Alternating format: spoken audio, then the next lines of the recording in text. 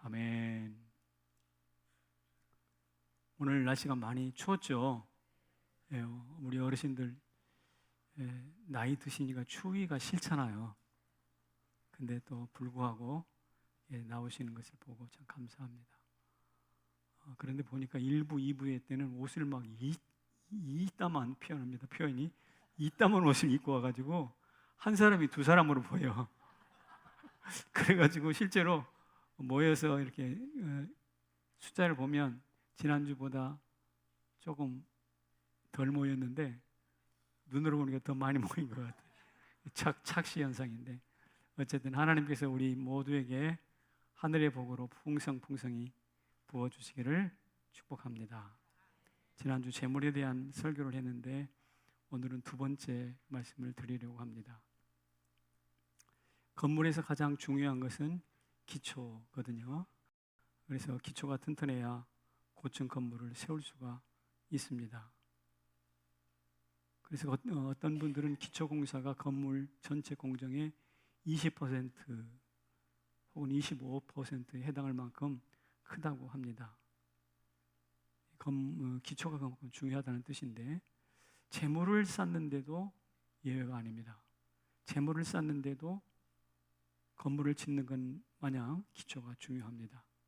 그래서 돈에 대하여 관점, 도덕성, 부지런함, 돈 버는 능력, 운용 능력, 사용 목적, 방법에 이르기까지 이 모든 전 과정을 알아야 부자가 된다는 것입니다. 그러니까 학자 되기가 쉽지 않습니다. 어릴 때부터 공부 열심히 하고 각종 학위를 따야 학자가 되잖아요. 오랜 노력 끝에 학자가 되는 것처럼 부자도 하늘에서 어느 날 아침 뚝딱 만들어지는 것이 아니라는 거예요. 그래서 벼락 부자는 참된 부자가 아닙니다. 하나님이 낸 진정한 부자, 이게 부자인데 우리 모두 이 부자의 기초됨을, 부자됨의 기초를 잘 알아서 부유한 가문 이루시기를 축복합니다. 그래서 오늘 서론으로 부자로 가는 기초가 무엇일까? 어려운 것 아닙니다. 제가 볼 때 주신 일을 아는 것, 이게 부자됨의 기초입니다. 욥이 주신 이도 하나님, 어떻게? 취하신 이도 하나님. 그러니까 그 말에는 주신 분이 하나님이라는 명확한 이해가 있었어요. 그래서 욥이 부자로 살았습니다. 전도서에도 이렇게 말하고 있는데요. 한번 읽어봐 주시겠습니까? 재물과 부요를 그에게 주사 능히 누리게 하시며 즐거워하게 하신 것은 하나님의 선물이라. 그렇습니다. 재물을 주시고 누리고 즐거워하는 것. 누구 선물? 하나님의 선물. 하나님이 주셨다는 뜻입니다. 따라서 이것을 아는 것이 부자로 가는 기초다라는 뜻입니다. 하나님을 아는 지식이 믿음으로 가는 관문인 것처럼 재물을 주신 분이 누구냐를 아는 것은 부자로 가는 관문이 되는 것이죠. 두 번째로는 무엇이냐? 이것입니다. 뭐라고요? 부지런함이에요. 부지런함.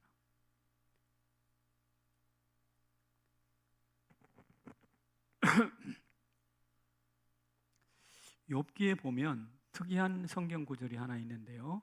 우리 전체가 읽어봅시다. 시작. 광야에 들나귀 같아서 나가서 일하며 먹을 것을 부지런히 구하니 빈들이 그들의 자식을 위하여 그에게 음식을 내놓는구나. 보세요. 들나귀처럼 부지런히 다니면서 열심히 일하고 부지런히 먹을 것을 구하니까 빈들이, 텅 비어버린 빈들이 그들의 자식을 위하여 그에게 음식을 준다고 그랬어요. 누구를 위하여? 그들의 그 부모, 들나귀처럼 열심히 일하는 그 사람이 아니라 그 사람의 자식을 위하여 먹을 것을 준대요. 그러니까 부지런하면 적어도 2대는 가. 부지런하면 적어도 2대는 간다, 이런 뜻입니다. 그러니까 부지런함도 부자로 가는 기초입니다. 그래서 부지런한 가난뱅이는 존재하지 않습니다. 가난뱅이, 부지런한 사람도 존재하지 않습니다. 세 번째가 무엇이냐면 11조 신앙이에요. 주 너희 하나님을 시험하지 말라라고 말씀하셨던 하나님께서 유일하게 하나님 시험해도 괜찮아 라고 허락한 것이 바로 11조 신앙이에요. 이 말씀도 함께 읽겠습니다. 시작. 11조를 참고해 드려 그것으로 나를 시험하여 내가 너희에게 복을 쌓을 것이 없도록 붙지 아니하나 보라. 그렇습니다. 유일하게 11조 드려봐. 그러면 내가 너희에게 복을 쌓을 것이 없도록 부을 거야 라는 약속을 하십니다. 하나님이 자기의 이름과 명예를 걸었어요. 어디에? 11조에. 그래서 하나님이 명예와 자기의 이름을 걸었다면 그와 동일한 무게감을 가지고 하나님께 반응해야 11조 할 수 있어요. 11조는 그렇게 값싼 게 아닙니다. 11조를 드리고 있는 분들은 참 잘하신 분이고 참 귀하신 분들입니다. 그저께 저희 교회에 출석하시는 한 장로님을 신방했습니다. 그 어른은 70대 중후반이신데 평생 건축 현장에서 먼지를 맞으면서 일을 하셨습니다. 그래서 그런지 폐 기능이 약화됐어요. 그래서 최근에 일을 내려놓고 이제 퇴직을 하게 되었는데 사실 살 길이 막막하잖아요. 벌어온 돈이 없는 한. 그래서 이 폐 기능이 50%만 남아있는 상태이기 때문에 장애를 신청했는가 봐요. 이게 꽤 긴 시간 동안 국가에서 심사를 하다가 최근에 결과가 나왔는데 장애 등급을 주시고 매달 170여만 원의 장애 요양급여를 받게 되었다는 거예요. 여러분 연세 드신 나이에 170만 원이면 적은 돈 아니에요. 그렇죠? 하나님 나라 갈 때까지 준다는 거죠. 생각해봐요. 부럽죠 갑자기. 부럽잖아요. 하나님께서 그렇게 그의 삶에 뜻밖의 선물을 주신 것이죠. 몸이 안 좋아서 지난 10개월 동안 쉬었는데 휴직 처리 퇴직 처리가 돼서 그런지 몰라도 임금을 못 받았죠. 근데 그것도 나왔대. 더군다나 그 회사 입사할 때 퇴직금 받지 않기로 사인을 하고 들어갔는데 마지막 사인 하나 더 해야 되는데 그것을 안 하고 서류를 냈어요. 그러다 보니까 서류 미비로 퇴직금도 받아내도록 서류 미비를 예비하신 거예요. 그러니까 한 달에 170만 원, 10달 임금, 그 다음에 못 받기로 했던 퇴직금. 진짜 부럽죠?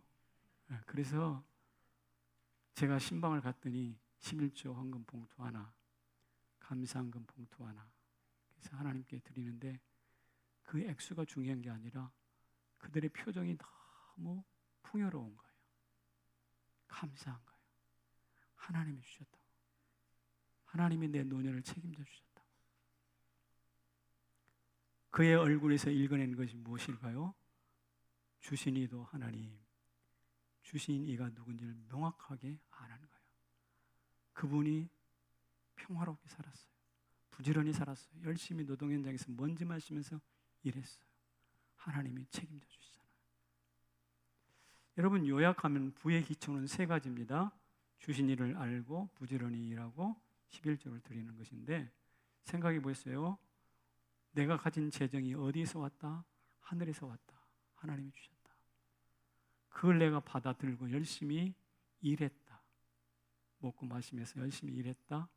그리고 11조를 다시 올려드렸다. 그랬더니 하나님이 그 11조 받으시고 기뻐하셔서 다시 나한테 주셨다. 나는 그보다 더 열심히 또 일해서 11조를 드렸다. 또 주셨다.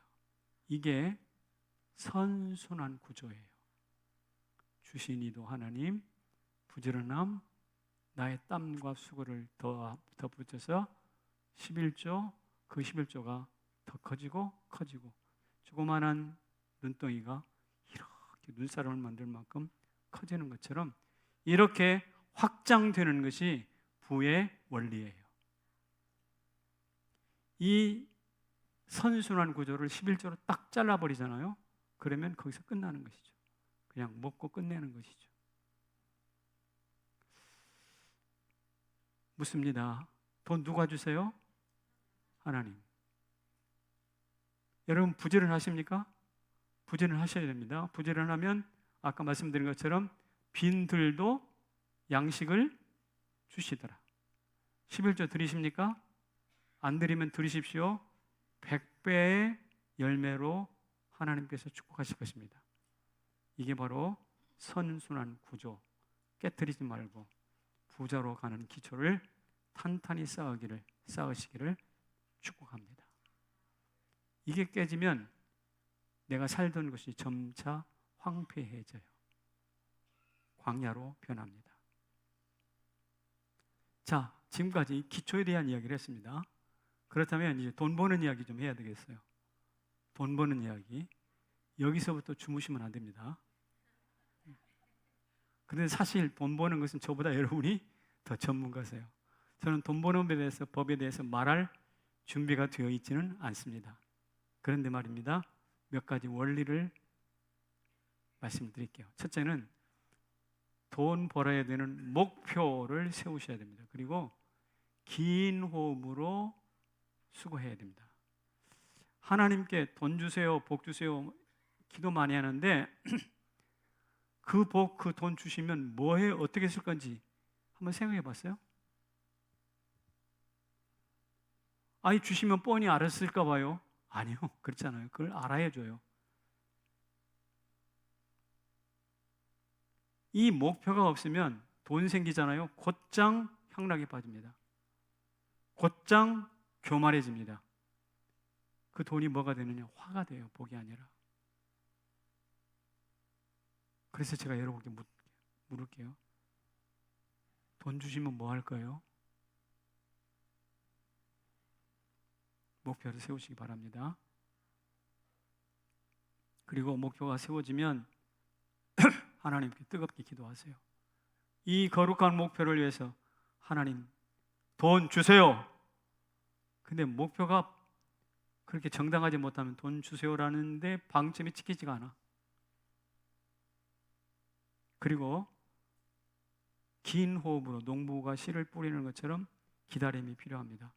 매일 주식세를 바라보고 단타매매를 하는 사람 절대로 돈 못 번대. 서강대학교 경제학과를 나온 분을 제가 만나서 잠깐 이야기하는데 그분은 직장에서 퇴직하고 난 다음에 돈 한 수천만 원 가지고 자기가 경제학을 공부했으니까 주식시장 들어가서 열심히 단타매매를 했대. 벌었을까요? 못 벌어서 다 까먹었대.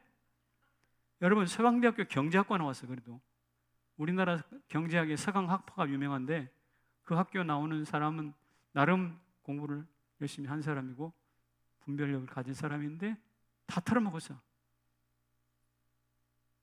그분 하는 말이 우리나라가 1년에 한 번씩 주식시장에 출렁거리는 때가 있대. 그러면 저점 때는 들어가 사가지고 그냥 농부가 씨 뿌려놓고 한참 가을에 가야 거두는 것처럼 한 긴 시간 동안 묻어놓고 어느 날 이렇게 올라갈 때 그때 팔래. 그 사람은 100% 돈 번대. 그 쉬운 것이 그렇게 어려워. 그 쉬운 것을 그렇게 하기가 어려워. 왜 그럴까? 목표 없어서 그래요. 또 긴 호흡을 잃어버리기 때문에 그래요. 사랑하는 성도 여러분, 우리는 하나님 우리에게 복 주셔야 될 목표를 명확히 세우시기를 바라요. 그리고 기도하세요. 그리고 긴 호흡으로 농부처럼 기다리세요. 하나님께서 때가 참에 예수님이 이 땅에 오신 것처럼 때가 참에 우리 가운데 복을 주실 줄로 믿습니다. 두 번째는 뭐냐면 목을 지켜라입니다. 여러분 물도 흘러가는 길이 있잖아요. 물길이 있어요. 바람도 흘러가는 바람길이 있어요. 그처럼 돈도 흘러가는 돈길이 있다는 거예요. 그것을 일컬어서 목이라고 해요. 제가 전에도 말씀드렸지만 제가 군에 있을 때 북한에서 무장공비 3사람 넘어왔어요. 비상이 걸렸어요. 공비들은 밤에, 낮에는 땅속에 파묻혀 있다, 묻혀 있다, 숨어 있다가 밤에 이동하거든요. 그것을 잡아야 되기 때문에 예상 이동 경로, 분명히 이놈들이 이쪽으로 갈 거야, 이 골짜기를 통과할 거야, 예측을 하고 거기를 딱 지키고 있어요. 아니나 다를까 나타났어요. 3사람 중에 2사람을 사살했어요. 이게 바로 목이에요. 목. 그런 것처럼 돈도 흘러가는 목이 있는데 그 목을 지켜야 돈을 잡을 수 있어요. 그러면 돈이 흘러가는 목이 뭔데요? 그걸 알면 제가 다 투자하게요. 그런데 유사하게 말할 수는 있어요.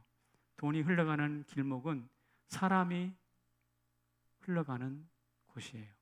사람의 마음이, 사람의 발걸음이 많이 모이는 곳입니다. 그래서 흔히 역세권, 숲세권, 쇼핑몰인데 몰세권, 학원 좋은데 학세권, 이런 말 들어보셨죠? 이게 아마 이런 사람 흘러가는 곳을 말하는 표현이기도 합니다.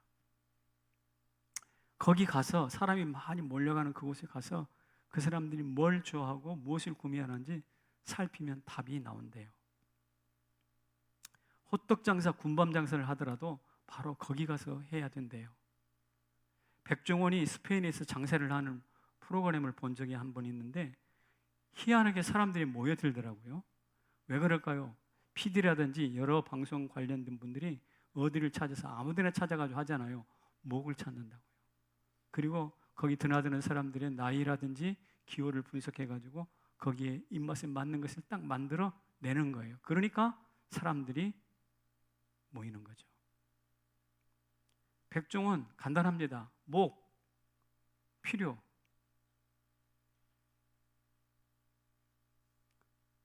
솔로몬도 목을 지킨 사람이에요.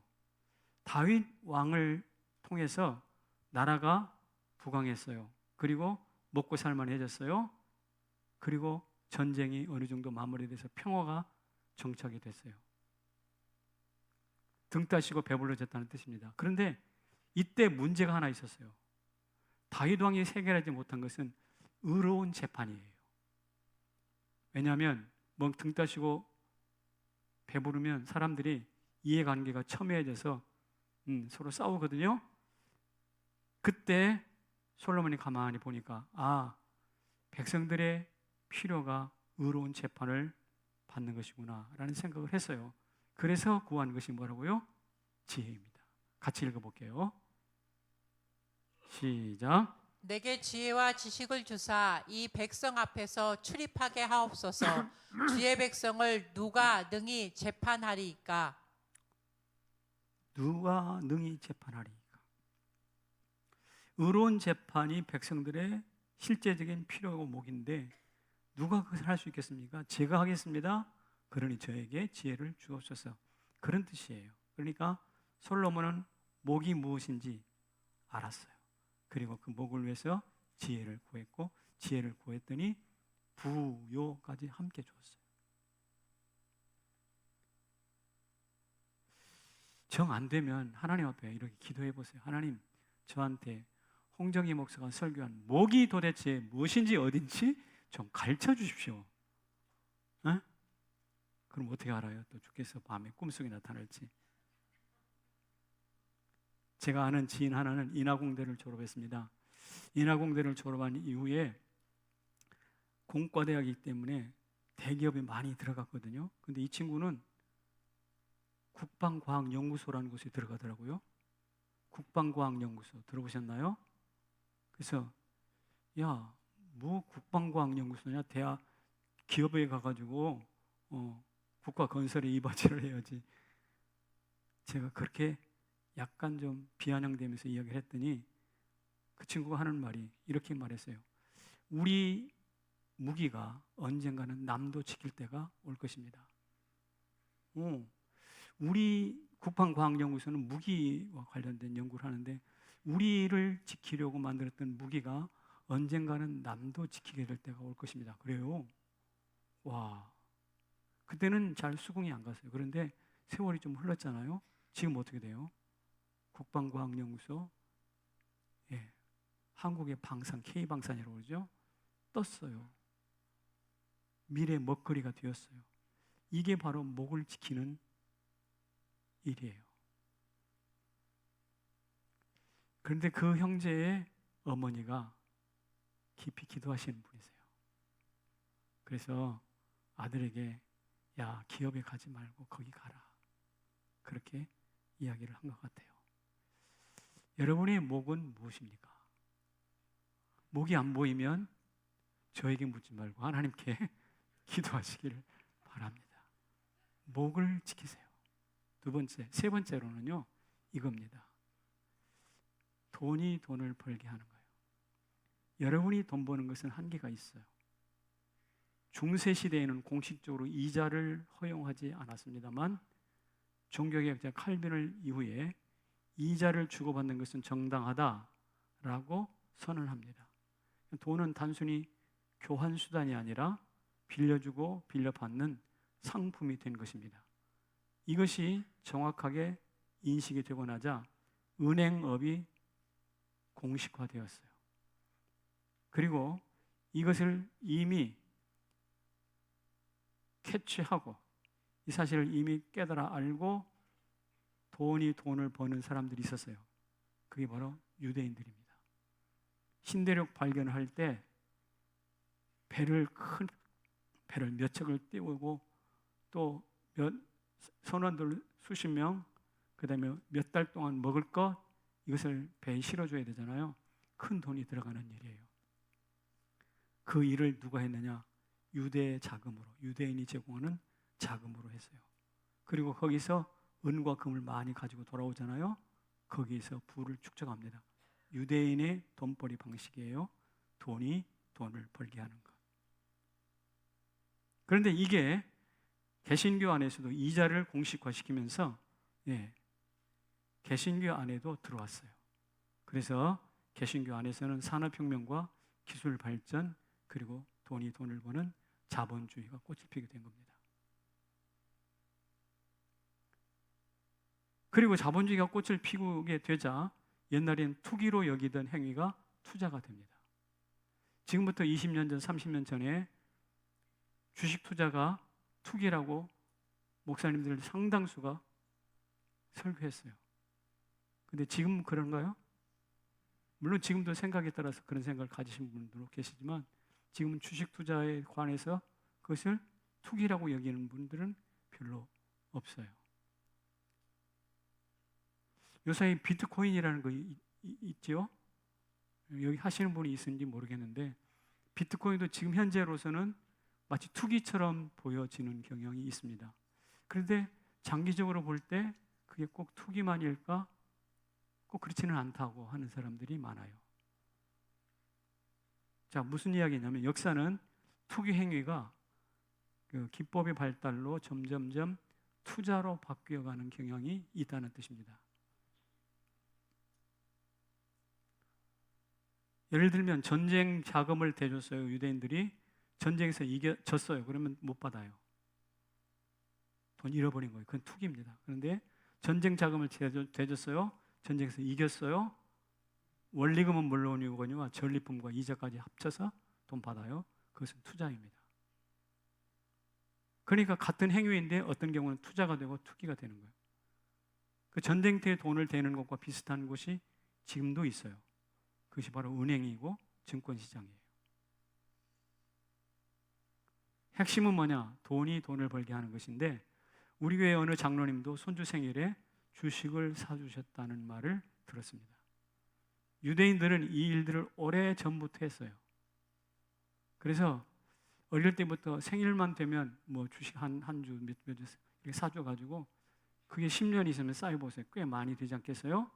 그러면 우리 대학생들은 뭐 그런 훈련도 받지 않을 뿐만 아니라 대학 1, 2, 3, 4학년 때 뭘 받죠? 은행에서 등록금 대출을 받아요.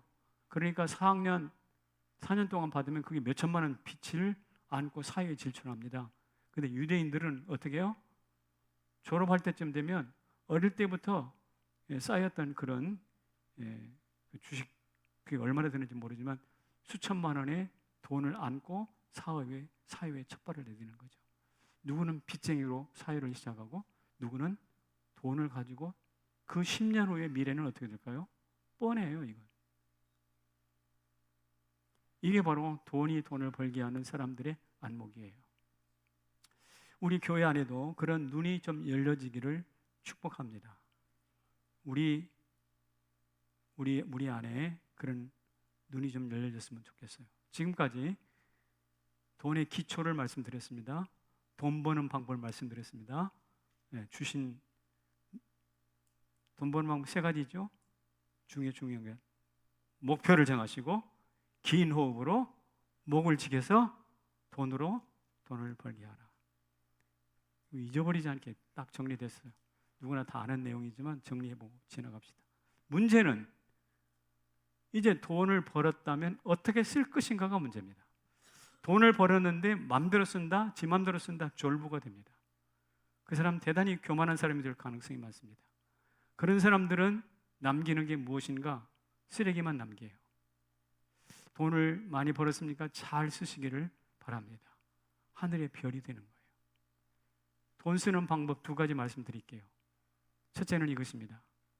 자신에게 겸손하게, 이웃에게는 풍성하게. 우리나라 유교 사상 중에는요, 내가 사대부고 양반이고 대장부이기 때문에 사치와 낭비는 적당히 할 필요가 있다고 생각합니다.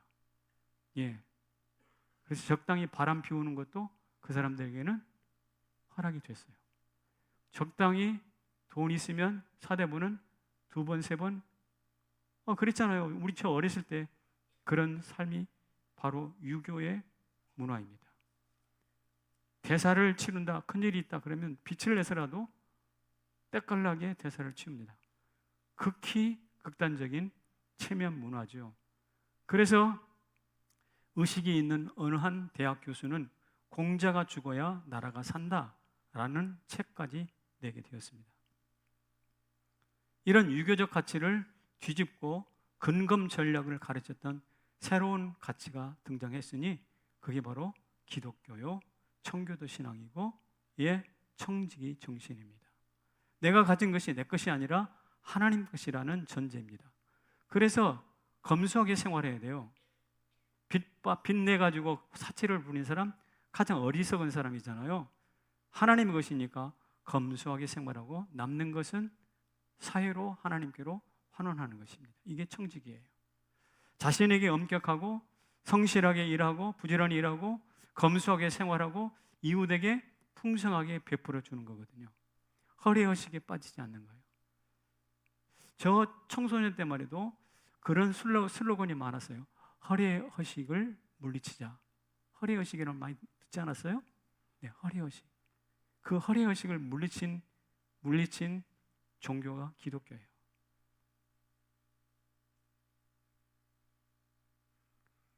여러분, 조선시대에는 이런 말이 있었어요. 임금님도 가난을 구제하지 못한다. 임금님도 가난을 구제하지 못해. 그러니까 가난한 사람들은 국가가 책임지지 못했다는 뜻입니다. 국가가 가난한 사람 다 방치해버렸어요. 세금만 뜯어가고. 그렇게 버려진 백성들을 그래도 먹이려고 발버둥 쳤던 것이 바로 선교사들이에요. 미국에서 얼마나 많이 양식을 가져다가 풀었습니까? 교회였습니다. 교회가 새마을 운동을 통해서 나라를 세웠습니다. 연탄 나누기 교회가 시작했고요. 마을 금고 역시 교회가 시작했습니다. 새마을 운동 더 말할 필요 없어요. 전쟁과 과부들 교회가 했어요. 자신에겐 검소하게, 이웃은 풍성하게. 여러분, 노블레스 오블리제라는 말을 들어보셨나요? 이것은 귀족은 의무를 진다 라는 뜻이거든요. 교회는 하나님의 귀족입니다. 하나님의 자녀예요. 그래서 어떻게 해요? 교회가 더 많이 내고 더 많이 책임을 지고 더 모범을 보이는 일에 앞장섰어요. 그러려고 하다 보니까 자신에게는 엄격했고 이웃에게는 풍성했습니다. 그 노블리스 오블리주의 뿌리가 뭐냐? 청교도 정신이고 청교도 신앙입니다. 지금 옆에 있는 구데일 스토어라든지 기아대책이라든지 굿네이버스라든지 모두 다 기독교적인 뿌리를 두고 있는 운동들입니다. 여러분, IMF 때 노숙자들이 넘쳐날 때 어떻게 됐나요? 구제와 식사 모든 교회가 다 했잖아요. 우리 교회는 지금도 구제금을 나눠주고 있습니다. 예, 그래서 화요일 날 오전에 보면 여기 한 예를 명 한 10명 우리 어른들이 앉아 계세요. 구제금 때문에 오신 거예요. 여러분, 우리는 이 하나님의 청교도 정신과 청지기 정신으로 신앙으로 지금까지 쭉 나는 검소하게 어떻게 이웃에게는 풍성하게 살아왔어요. 잘하셨습니다. 이게 바로 노블레스 오블리주예요. 이것 놓치지 않았으면 좋겠습니다. 또 하나는 이렇게 쓰는 겁니다. 하나님을 위하여 어떻게? 영광스럽게 쓰는 거예요. 11조와 감사를 올리는 것은 당연하고요. 한 걸음 더 나아가서 제가 볼 때 하나님의 교회를 세우는 일에 쓰셔야 합니다. 제가 20년 전 이 교회에 왔을 때 곧 재개발된다고 그랬어요. 근데 20년이 지나도 아직도 이제야 이제 조합이 설립된 단계입니다. 그러나 향후 언제가 될지 모르지만 이제 준비를 좀 해야 될 필요가 있습니다. 여러분, 다윗의 심정으로 한번 기도하면서 이제 내가 언젠가 이 교회 성전 짓기를 위하여 지을 때 한번 헌금하고 주님 나라 가야지 라는 생각으로 준비하시면 좋을 것 같아요. 그럴 때 하나님께서 여러분에게 다윗에게 주셨던 복을 주실 거예요. 그 복이 뭔지 아세요? 이 복이에요. 같이 읽습니다. 시작. 그는 나를 위하여 집을 건축할 것이요 나는 그의 왕위를 영원히 견고하게 하리라. 나는 그의 아버지가 되고 그는 나의 아들이 되리니. 여기 두 가지가 초점인데요. 다윗은 하나님의 성전을 집 한 채를 지었지만 하나님은 오래 두고도 흐르는 동안 그의 가문을 지으세요. 집 한 채를 짓는데 하나님은 우리 가문을 지어주신다는 거예요. 아까 부지런한 사람을 위해서 아들을 위하여 음식을 낸다고 그랬죠? 하나님은 아들 정도가 아니라 그의 후손 전체를 위해서 일을 하세요. 멋진 일 아닙니까? 또 하나, 이 다윗은 서자 취급받았어요. 왕의 기름 부음 받을 때 끼지도 못했잖아요. 서자 취급했어요. 그런데 하나님이 뭐라고 그랬냐? 내가 그의 아버지가 되고 그랬어요. 하나님이 친아버지가 되는 거예요. 제가 볼 때 다윗이야말로 가장 위대한 투자를 한 사람이에요. 다윗이야말로 돈을 어디에 쓸지를 제대로 목을 아는 사람이에요. 하나님께서 그런 가정과 그런 생명에게 사람에게 복 주십니다. 어떤 복이냐? 이런 복입니다. 내가 어리서부터 늙기까지 의인이 뭐라고요? 버림을 당하거나 그의 자손이 걸식함을 보지 못하였느니라. 아멘입니다. 따라서 우리도 수년을 내다보며 하나님과 다음 세대를 위해서 생애 가장 멋진 헌금 준비하시기 바라요. 그때가 언젠지는 모르겠어요. 그리고 그 헌금 통해서 우리는 낡은 건물에서 신앙생활을 하지만 다음 세대 우리 자녀들은 그야말로 아름다운 캠퍼스에서 하나님을 높이 가장 멋진 예배를 드릴 수 있었으면 좋겠습니다. 거기에 반응할 때 하나님이 우리 가문을 책임지시고 내 아버지가 되어 주십니다. 그런데 거기까지가 전부가 아닙니다. 한 걸음 더 나가야 합니다. 무엇이냐면 세상에 하나님을 드러내는 일에 투자해야 합니다. 그게 뭐냐면 기독교 철학과 문화와 학문에 투자할 줄 알아야 된다는 거예요.